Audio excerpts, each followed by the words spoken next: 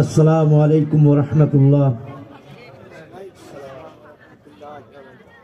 আলহামদুলিল্লাহ নাহমাদুহু ওয়া নাস্তাইনুহু ওয়া নাস্তাগফিরুহু ওয়া নু'মিনু বিহি ওয়া নাতাওয়াক্কালু আলাইহি ওয়া নাউযু বিল্লাহি মিন শুররি আনফুসিনা ومن سيئاتنا ومعلنا من يهد الله فلا مضل له فلا هادي له ونشهد أن لا إله إلا الله وأشهد أن محمدا عبده ورسوله أرسله بالحق بشيرا ونذيرا أما بعد فقد قال الله تعالى في شان حبيبه وشان حبيبه ومحبوبه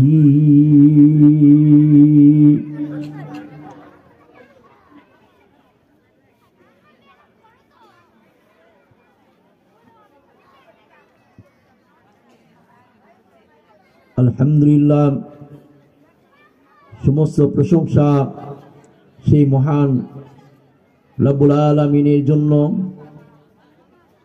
যিনি আমাদেরকে সৃষ্টি করেছেন খুব মহব্বত করে, করুণা করে। 18,000 মাখলুকাতের ভিতরে সর্বশ্রেষ্ঠ করে এবং জ্ঞান দিয়ে আল্লাহ পাক সৃষ্টি করেছেন। এই জন্য জ্ঞানীদের জন্য, আল্লাহকে চেনার জন্য জ্ঞান প্রয়োজন, জ্ঞানী হতে হবে।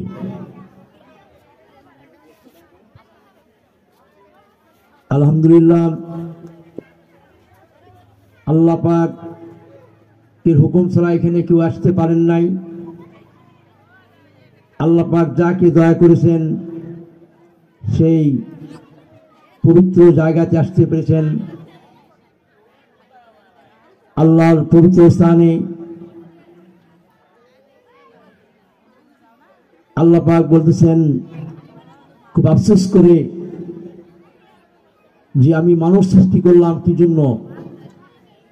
আল্লাহ পাক বলতেছেন ফাজকুরুনি আযকুরুকুম ওয়াশকুরুলি ওয়ালা তাকফুরুন। বান্দা তুমি ডাকো, আমি ডাকের জবাব দিব।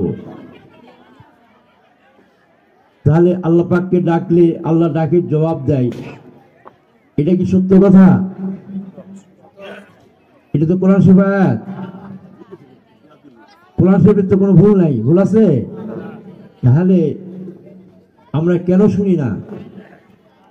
আমাদের কলমে দোষ আছে, আমাদের চরিত্রের ভিতরে দোষ আছে, আমরা পবিত্র অর্জন করতে সক্ষম নই। পৃথিবীতে আল্লাহ পাক আমাদেরকে বানাইছেন শুধু আল্লাহকে আমাদের মাধ্যমে প্রকাশ পাওয়ার জন্য। আল্লাহ ছিলেন সাদৃশ্য গোপন। আল্লাহ পাক প্রকাশ পাওয়ার জন্য মানুষ সৃষ্টি করেছেন। আল্লাহ পাক বলছেন জিন্নি ওয়াল ইনসা ইল্লা লিয়াবুদুন, আমি মানুষ এবং জিন সৃষ্টি করেছি শুধু আমার ইবাদতের জন্য। কেমন ইবাদত? যে ইবাদত করলে আমি তার কাছে হাজির হই এবং বান্দার সাথে আমার প্রেম সৃষ্টি হবে, মহব্বত সৃষ্টি হবে। আল্লাহ পাক খুব মহব্বত দিয়ে মানুষ সৃষ্টি করেছেন আশরাফুল মাখলুকাতের ভিতরে। আল্লাহ পাক বলছেন ওয়া নাহনু আকরাবু ইলাইহি মিন হাবলিল ওয়ারিদ। বান্দা তুমি জানো না তোমার শাহবাগের চেয়ে নিকটে কেন আমাকে দেখো না? আল্লাহ পাক প্রশ্ন করতেছেন বান্দাদেরকে, কেন আমাকে দেখো না? আমি তো তোমাদের শাহবাগের চেয়ে নিকটে।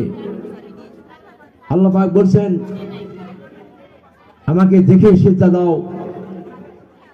আল্লাহ পাক জাহির ওয়াল বাতিন ওয়া হুয়া আলা কুল্লি শাইইন কাদির। আল্লাহ পাক জাহির আছেন, গোপনে আছেন। যাদের চোখ আছে তারা দেখবে। এই চোখ কি হবে? পবিত্রতা হবে। মানুষ সরল সঠিক পথে চলবে। এই জন্য আমাদের দয়াল নবীজি আমাদেরকে শিক্ষা দিয়ে গেছেন আহলে বায়াতের উপরে, পাক পাঞ্জাতনের উপরে প্রতিষ্ঠিত হওয়ার জন্য। সেই মহান রব্বুল আলামিন হুজুর পাক সাল্লাল্লাহু আলাইহি সাল্লামকে তার দোস্ত হিসাবে আখ্যায়িত করেছেন। কেমন দোস্ত? এমন প্রেম মহব্বতের কারণে আল্লাহর নামের সঙ্গে নাম সংযোগ করে দিয়ে আল্লাহ পাক পবিত্র অর্জন করেছেন। হুজুর পাক সাল্লাল্লাহু আলাইহি সাল্লামকে পবিত্রতা দান করেন, স্বয়ং হয়েছেন। এই জন্য বলছে লা ইলাহা ইল্লাল্লাহু মুহাম্মাদুর রাসূলুল্লাহ সাল্লাল্লাহু আলাইহি ওয়াসাল্লাম। পৃথিবীর সব কিছু যদি এক পাল্লায় দেওয়া হয়, আর এই কালেমা যদি এক পাল্লায় দেওয়া হয়, সব কিছু ঊর্ধ্বে এই কালেমার ওয়েট হবে। এই জন্য আমাদের মানুষ হিসাবে সৃষ্টি করছে আল্লাহ পাক প্রকাশ পাওয়ার জন্য।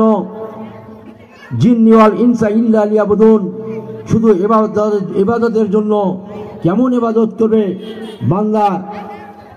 যেন আল্লাহ তার মাধ্যমে প্রকাশ পায়। এই জন্য আল্লাহ পাক বহু জায়গায় বলেছেন জিকির করার জন্য। জিকির কলবে সালিম,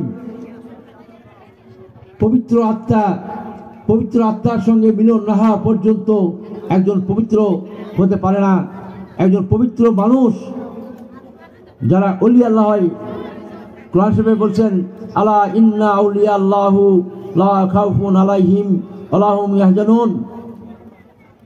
আল্লাহর যারা বন্ধু, পবিত্র বন্ধু, তাদের কোনো ভয় নেই, কোনো চিন্তা নেই, কোনো ক্লেশ নেই।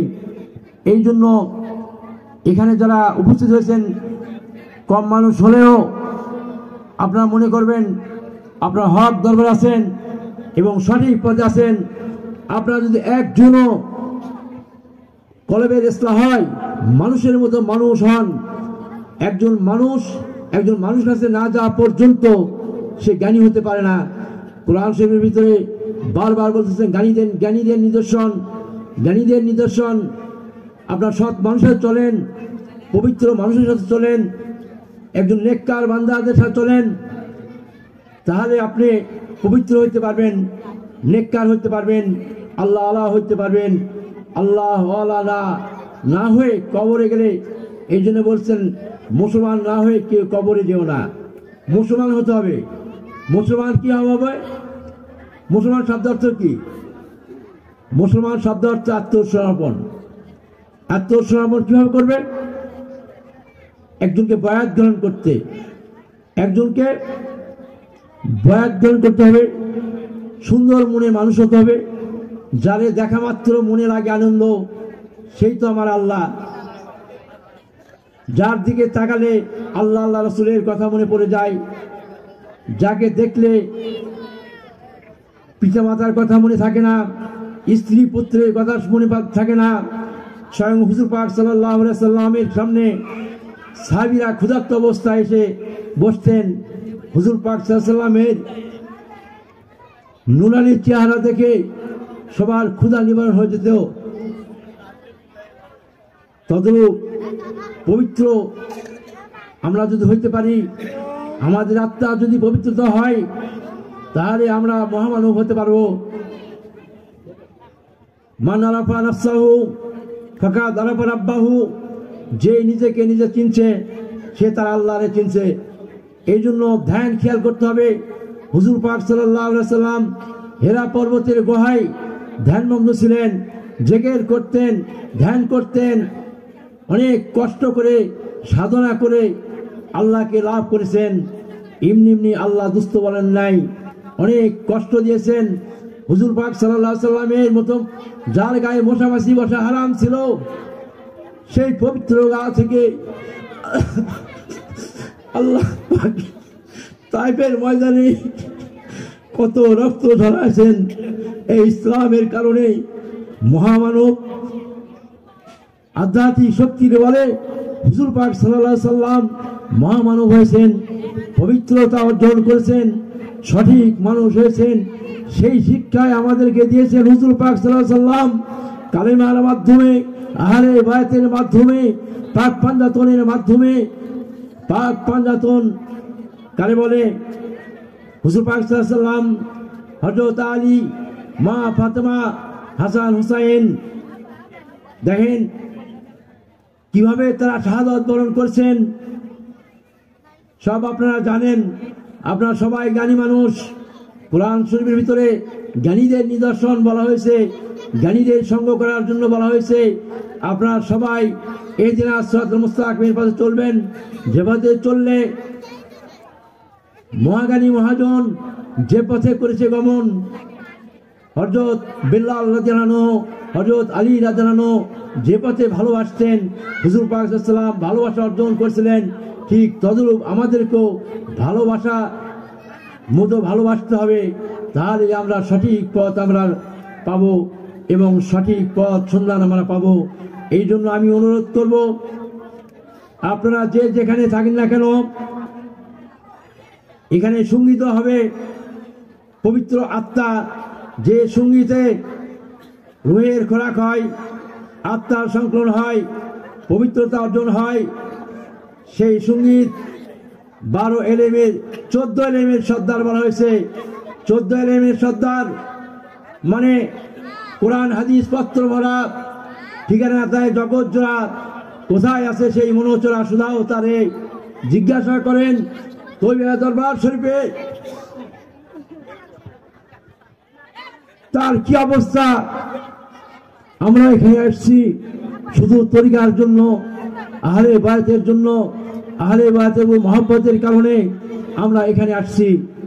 আল্লাহ পাক দোয়া করবেন কিয়ামত পর্যন্ত যেন এই প্রতিষ্ঠান আহলে বায়াতের উপরে প্রতিষ্ঠিত হতে পারে এবং পৃথিবীর ভিতরে আধ্যাত্মিক শক্তি যেন বজ্রগর্ভে আসতে পারে। সবাই যেন আমরা আধ্যাত্মিক যে শক্তি নিয়ে হুজুর পাক সাল্লাল্লাহু আলাইহি ওয়াসাল্লাম চলতেন, হযরত আলী রাদিয়াল্লাহু আনহু চলতেন, হযরত মাকদুম সাহেবের কালিয়ার মধ্যে চলতেন, ঠিক তদ্রূপ মাকদুম সাহেবের কালিয়ার রহমতুল্লাহ, হযরত শাহ আলী বাগদাদী রহমতুল্লাহ। এই দেশ আমাদের ওলি আল্লাহর দেশ, বাংলাদেশ আমাদের শান্তিপূর্ণ দেশ। এই দেশে আমরা শান্তি চাই, কোন রক্ত চাই না। যে দেশের শান্তি ইসলাম, যে দেশের শান্তি আমাদের শান্তি দিতে পারে একমাত্র লা ইলাহা ইল্লাল্লাহ মুহাম্মদ রাসূলুল্লাহ সাল্লাল্লাহু আলাইহি ওয়াসাল্লাম আহলে বায়াতের মাধ্যমে, পাক পাঞ্জাতনের মাধ্যমে, পাক পাঞ্জাতনের অনুসারী না হওয়া পর্যন্ত মানুষ কেউ সত্যবাদী হতে পারবে না, কেউ সঠিক পথে সন্ধান পাবে না। আপনি ইন্তেকাল করবেন, আপনি বলেন আপনাকে কুল্লু নাফসিন যায়কাতুল মউত, যে জন্মগ্রহণ করছে তার মৃত্যু স্বাদ গ্রহণ করতে হবে।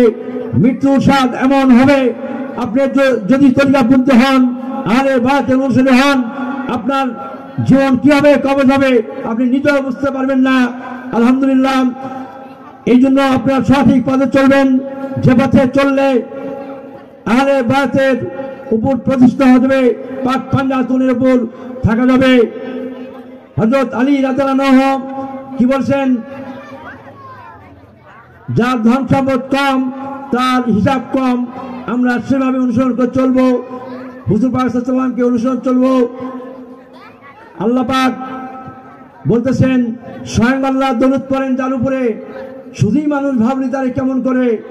হুজুর পাক সাল্লাল্লাহু আলাইহি ওয়াসাল্লামকে যদি সাধারণ মানুষকে মনে করে তাহলে এটা ভুল করবে। যার গায়ে মশাবাসি ওরা হারাম ছিল, যার পবিত্র গায়ের ঘাম বাইতুল আতিক বলা হতো, সুগন্ধি হিসাবে ব্যবহার হতো।